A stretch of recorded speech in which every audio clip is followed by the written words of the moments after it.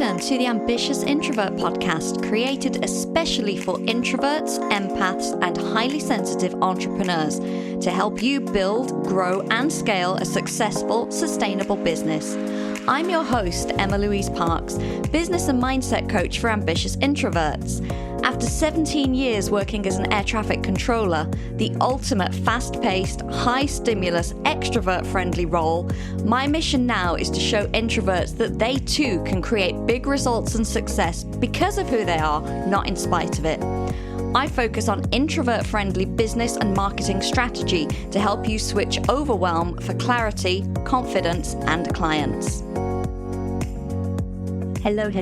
Welcome to this week's long overdue episode of the Ambitious Introvert podcast, because we're talking about something that I was just saying I think is about episode 8 or 9, and I don't even know what we're going to be on by the time this releases, but way over 100. Some of you may not know that I actually started off as a money mindset coach. That was in the online space. One of the first things I came on as a life and mindset coach and NLP practitioner. And when I kind of niched down to entrepreneurs, the first direction I went was money mindset. I love money mindset. I am so passionate about it. It is something that I do with all of my clients. It's something that I love to this day. And so it needed a dedicated episode. And I couldn't think of a better person than my lovely friend, Amanda, to come and share all of her money mindset wisdom. Thank you so much for joining us. Please introduce yourself and tell us a little bit about you and your business. Yes. Oh my goodness. I am so excited to be here. Thank you so much for having me. I am Amanda Joyce Weber. I am a mindset and sales coach, and I help entrepreneurs to shift their mindset so they can make more sales with more ease and ultimately create the beautiful, balanced life and successful, thriving business they desire.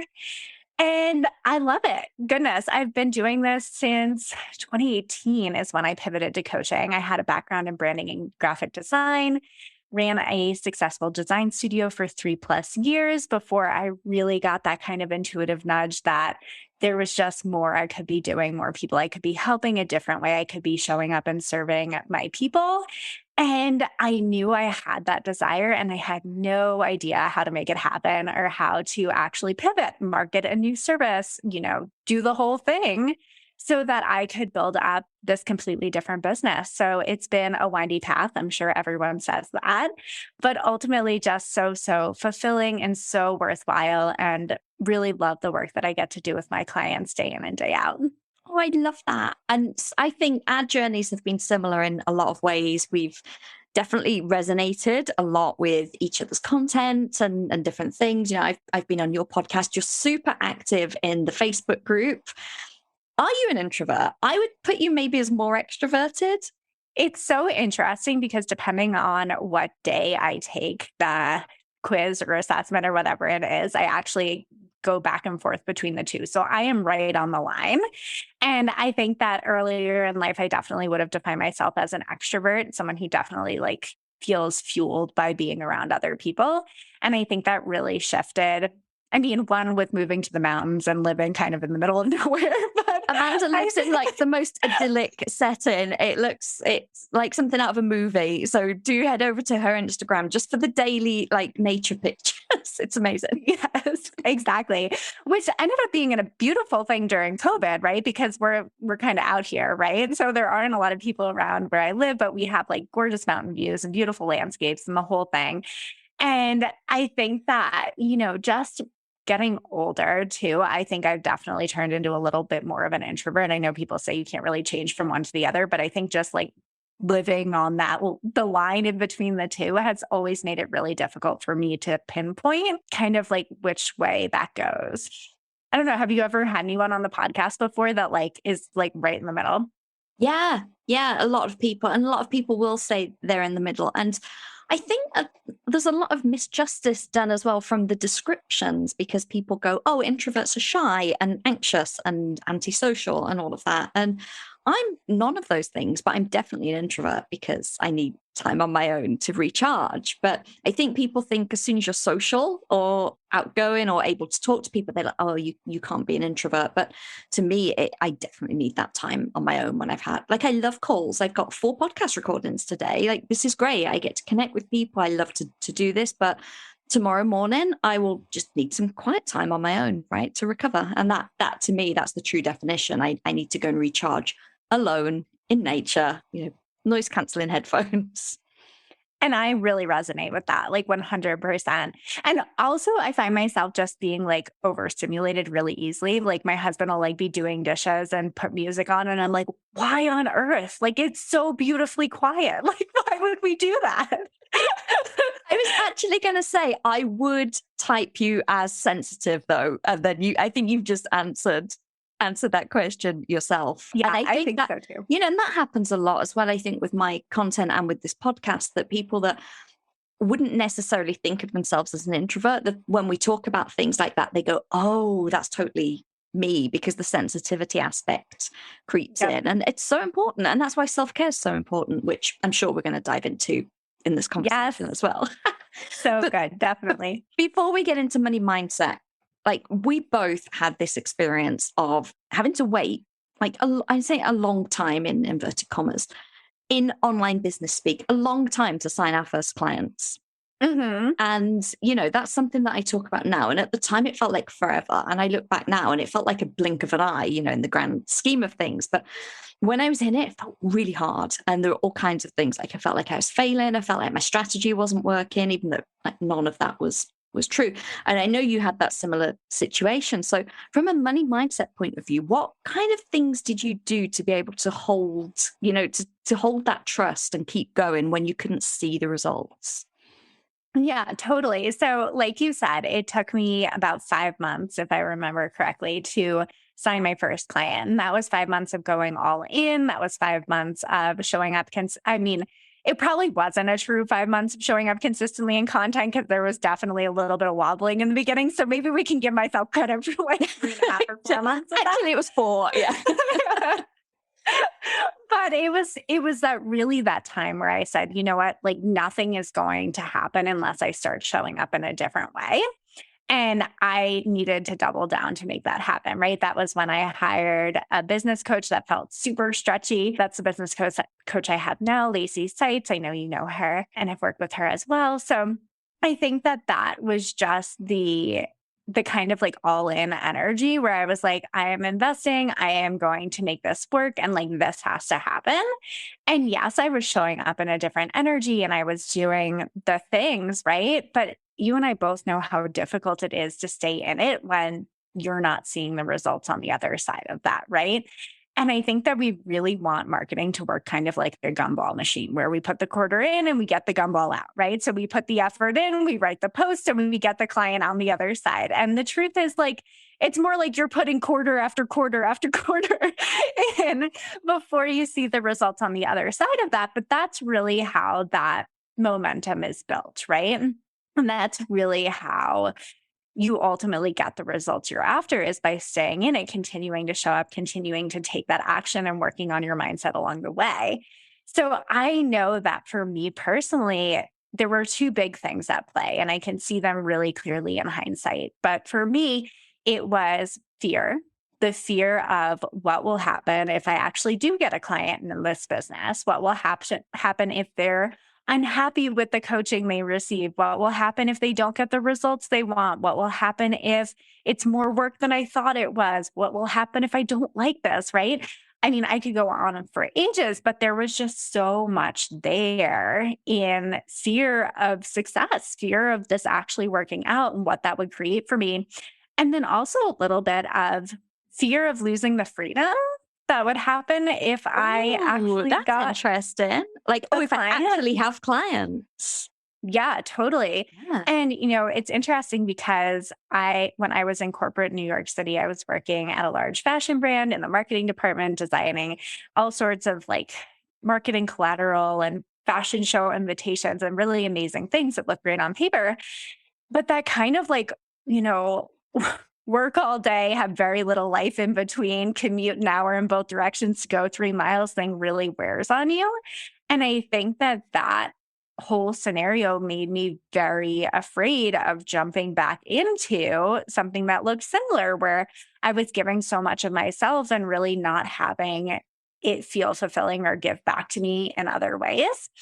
And I think that that was a big fear of getting a client is what if I just recreate what I just tried so hard to leave? I mean, I moved across the country and started an entirely new life, right? So I think like had made a very intentional decision to leave New York City for that not to be the thing anymore. And I was so afraid of what would happen if things did pick up, right? And remember, I was running a design studio at the time too. So I was basically running two businesses and I was terrified of what was on the other side of actually being successful.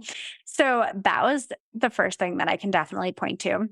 And then the other thing that I can point to there was really just this. I had such a terrible money mindset at the time.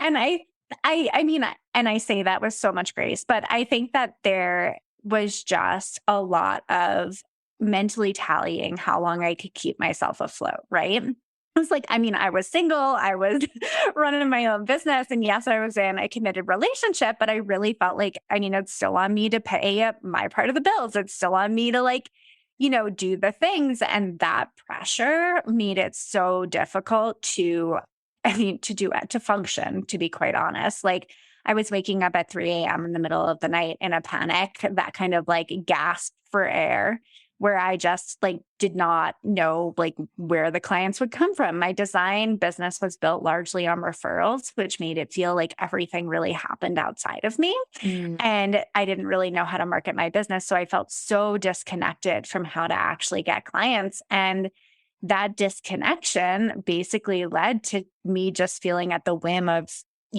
everything else essentially. Right. So it was a lot of work to basically rewire every belief I had around what it took to be successful in business, basically, so that I could actually sleep through the night and feel better to like regulate my nervous system enough to take those actions too. So that was a huge part of it as well. So I know I just dumped a lot on you there, but would love to hear kind of your perspective and if anything like that feels similar or familiar from your experience or what's coming up for you. Oh, it was so similar. And I actually, when I left my corporate job, it was just before the pandemic, which we didn't know that was going to happen. I had savings. I also had a freelance job in Switzerland. So I had this very well paid freelance work that I could pick up maybe a week a month. And it covered the mortgage and the bills and all of this. And, the mortgage is me on my own. So there's really no backup there. And then the pandemic hit and then the world closed and I couldn't go to Switzerland. And then suddenly I was very reliant on, okay, I need to start signing clients. And it went from this energetic shift from, oh, I want to coach people, this is amazing, to I need to sign clients now. And it feels very different. And it's not a great pressure, like you said.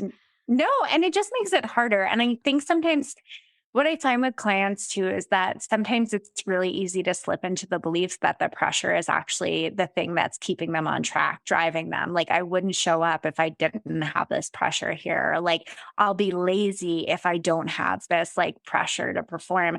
And I have just found the opposite to be true. Like, when you can relieve the pressure, you can take so much more action from a place of actually feeling good, which always results in more sales, right? I always say you close more sales when you feel good, because it's just making the action so much easier to take. They come with an entirely different energy rather than pushing, forcing, desperation, thinking like this post has to be the best freaking post of my life because it must result on the client on the other side. Like, oh my goodness, no wonder it's hard to show up. Like I get tense in my shoulders all over. I felt that. I was like, oh. And we do it to ourselves. We totally do it to ourselves. And I was very similar with you as well. I did a fear inventory around what might be holding me back. And it was the same thing. It's like, what if I sign clients and they don't like it? What if they don't get results? What if they want a refund? And a lot of mine was around like, what if I get tired? And what if I take on too many clients and then I'm tired and then I can't be because I had no frame of reference, right? Like literally no frame of reference to what my capacity might be or how that might play out. And I don't think that's talked about enough really in coaching, is that a lot of it is a leap into the unknown. Yes, you can absolutely manifest what you think you want to create, and you can take steps towards the right thing. But ultimately, so much of it is just a complete unknown until you get there. Totally. And that was a big thing that I rewired too, was this belief of more clients actually meant more freedom to me, right? So I think it was kind of a situation where I had to choose. I had to choose, was it more painful to sit with no clients, not knowing how to market, not knowing where the next client was going to come from, kind of thing, but having all the free time in the world? Or was it more painful to go down that path to see what that would look like and know I could test and tweak and make adjustments if that didn't feel good, right? And I think that I had to really lean into, okay, more clients means I just have a different problem to solve. I just get to decide that I will bring on more team members. I will bring on different support. I will shift my schedule. I can handle what comes up there, but ultimately, like, it feels better to me to have more clients and have that problem to solve rather than to have no clients and be in the situation that I was in at that time. Have you noticed as well over the years that your capacity to hold space for more people has increased? Oh, 100%. And I think part of that is practice. And I know that's kind of annoying for people to hear, Yeah, but I think but it's true. yeah. And I think I think in the beginning, especially when you have a limited number of clients, everything feels so important, right? Everything feels like, oh my gosh, I have to do this so well because it's like only on this few amount of people. And you're almost like hanging your hat on that in a way. Whereas as you have more clients and you expand, the capacity grows because it doesn't like no one thing feels as charged, right? And I think that it's just easier. You have more practice, you've handled more challenges, you know what comes up, you know your people better, you know how to help them shift it. Like there's just a certain amount of confidence that's built within doing of the thing that I think expands the capacity as well. Because I get asked that a lot by my audience. And, when I have clients that say, oh, but how do you manage like your one on one clients and a group? And if the mastermind's running and you do intensives, I was like, but I didn't do all of that from day one. Like on day one, I had 2 one on one clients and some intensives, and that felt like way too much. And then, steadily over time, I have increased, and team has increased, and I've streamlined offers and different things. But I think it's important because people will be looking at people on social media and say, oh, but they've got this many clients, or they're earning this much, or they sell this many spots in their mastermind. And like, I couldn't do that, but they didn't do that on day one. They've practiced and honed and tweaked and changed and built up their energy to be able to do it. Totally. And I think the other piece of that is support. Is I think when you do have support in place, whether that's a coach or team or whatever it is, I think that it also expands your capacity by way of that as well, because it's not all on you. And I think that's a piece that's definitely helped me as well. So I love that reframe of like, less clients is better, is bad, but actually more clients could be bad, but it's better because at least I've still got the control over the schedule and stuff. I know your clients are very similar to mine in that they are very, I'm going to say, heart-centered and, caring, sensitive humans. And so what other kind of things really come up with around money, especially with charging for services that maybe, it's very easy for them to deliver because it comes naturally?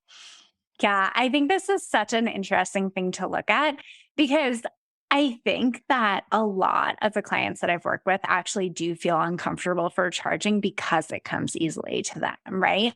And what I like to offer there is people are paying you to do these things that to be of service in this way because it comes easily to you, because it doesn't come as easily to them, because it's more challenging. It would take more time. They're not as skilled. They don't have all the experience, right? So it feels so much better for them. It feels like that really even exchange for them to pay someone else to do that. Whereas I think sometimes clients are like, oh my gosh, I couldn't possibly send that invoice because like, that wasn't hard at all. And it's like, well, that's kind of the point, quite honest. Like, we don't want you to be in business in something that feels really difficult and hard and like a struggle and like awful 24/7. Like, that's probably not the right business, right? But I think that if it does come easily to you, that's why you're doing it. That's why the desire is on your heart. That's why you're serving people in this way. So it totally makes sense for you to be compensated for that work because the truth is, it doesn't come that easily to everyone else. And they made a very empowered choice in choosing to hire you. So you get to send that invoice. You get to feel good about that. You get to feel good about the fact that you're doing work that comes easily to you and you deserve to be compensated for that. One of my clients who is very creative, but not as great with structure, she hired an OBM because that her business was at that point. Because things like, managing projects and scheduling emails and all of that, she just found like overwhelming and just hated doing it, and it drained her energy. And she almost felt guilty for I could say making this person do this. I'm like, but this person loves to do this. This is what this person is good at, and they get paid for it. So, but it took her a good month or so to actually assimilate that and not feel like she was somehow putting a burden on this person. I'm like, but because that task is a burden to you, it doesn't mean it's a burden to that person. Like, they do it really easily, they enjoy it. And about 2 months in, she was like, I can't believe I get to pay someone and they do what they love, and then I get to pay them for it. I was like, yes, that's how it works. Ooh, this is a super interesting money mindset shift too. Is I think so often a lot of the mission, well, I mean, I'm sure you can resonate with this, but I feel like a lot of the drive and the mission behind my business, right? It's to really support women in building businesses that they love, that fuel them, that allow them to have that beautiful, balanced life and successful, thriving business. And I think the easiest place to go with that is, of course, getting clients, right? Because we're coaches, we know we can support people in that way.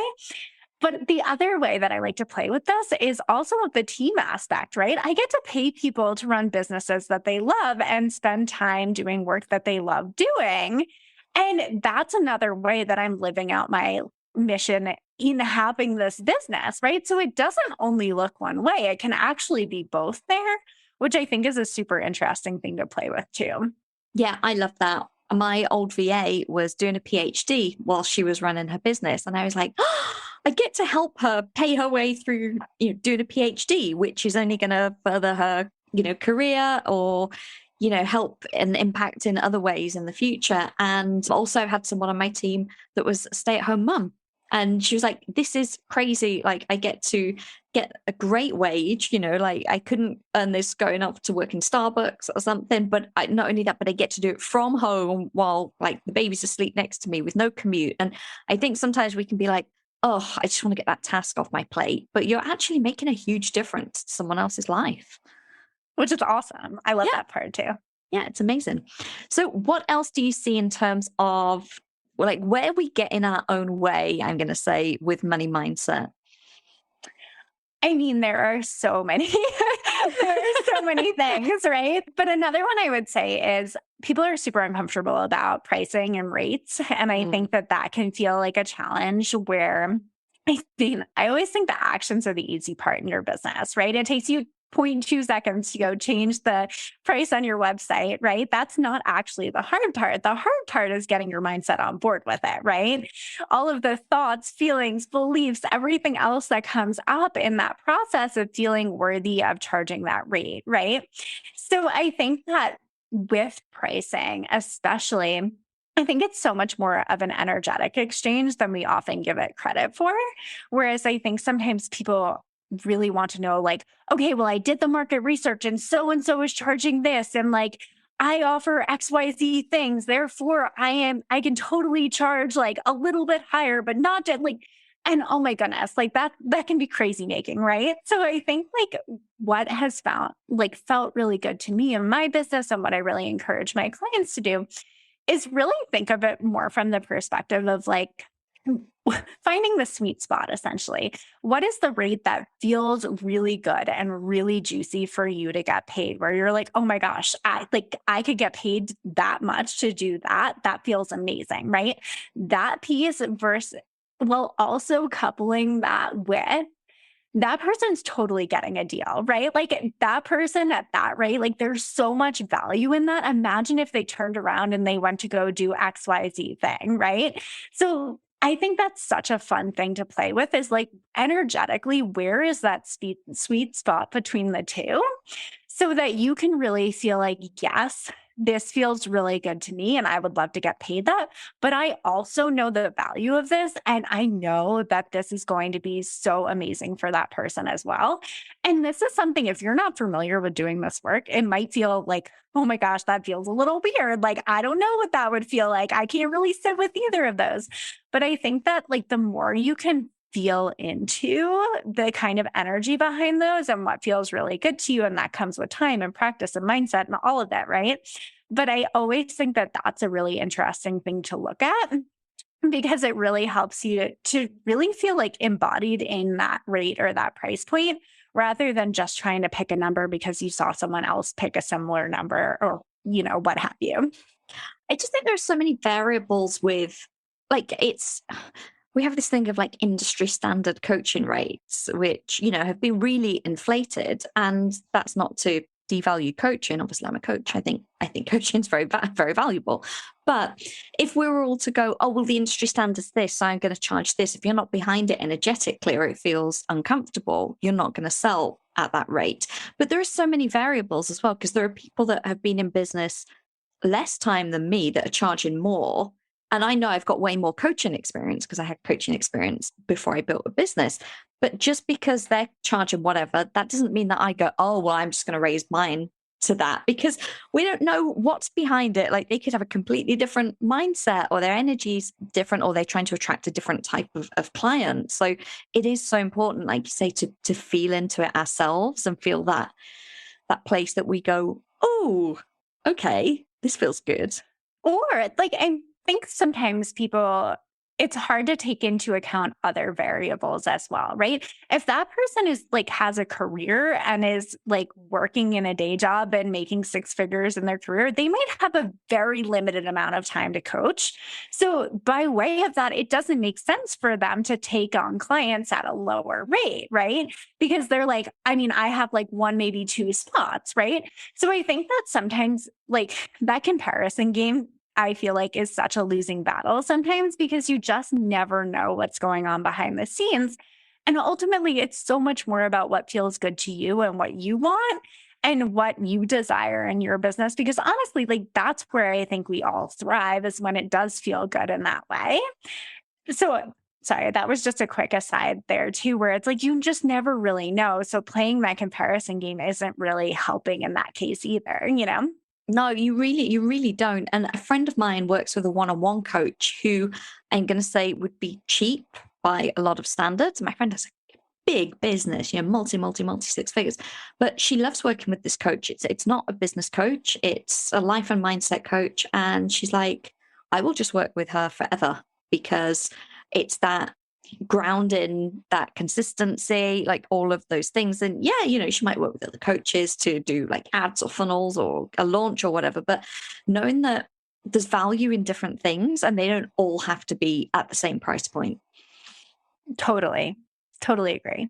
I have seen a lot in my clients as well, and I have done this myself, where we've undercharged and then we don't get clients, partly because I think there's a perceived like, oh, that's cheap. But also energetically, if we're trying to keep our prices low because we think more people will buy, all of that stuff comes up. Like you said before, like, oh, I get clients. What if they're not happy? What if this? What if that? If we're undercharging or keeping our prices low, then we might not even recognize it. But energetically, we're like, oh, but I'm going to get inundated, or, there'll be too many people and all of these things. It can work the other way.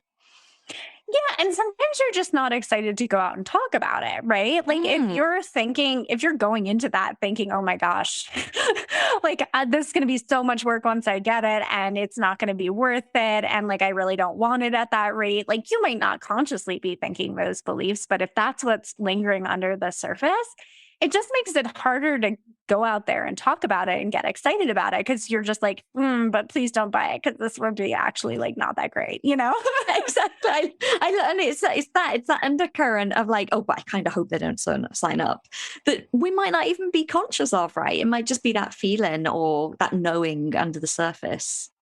Totally. And this is why really paying attention to these things and doing this kind of money mindset work is so valuable because you begin to notice that kind of mindset and energy shift more often. I mean, I think awareness is so key in shifting any of these things. Like, once you're aware of it, it's so much easier to spot. Like, if you know you're someone who has that pattern of undercharging, you know you're someone who hesitates to send invoices because it comes easily to you to do that work. Like, once you know that, by way of that, you keep yourself more accountable to it. It's easier to shift it. It's easier to work on it. Whereas a lot of this stuff is running the show, whether we like it or not, but we're just not bringing it into our conscious awareness, which is really where money mindset work can be so valuable. So we have listeners that are, I've got people listening that are literally day zero of their business. They just thinking all the facts. They haven't quite started yet. I've got people listening that are, very established in their business and scaling. So, money mindset obviously is essential at every level. What is the simple practice that you would recommend that can benefit anyone, like regardless of where they are today? What could they just spend a bit of time doing that would really help them?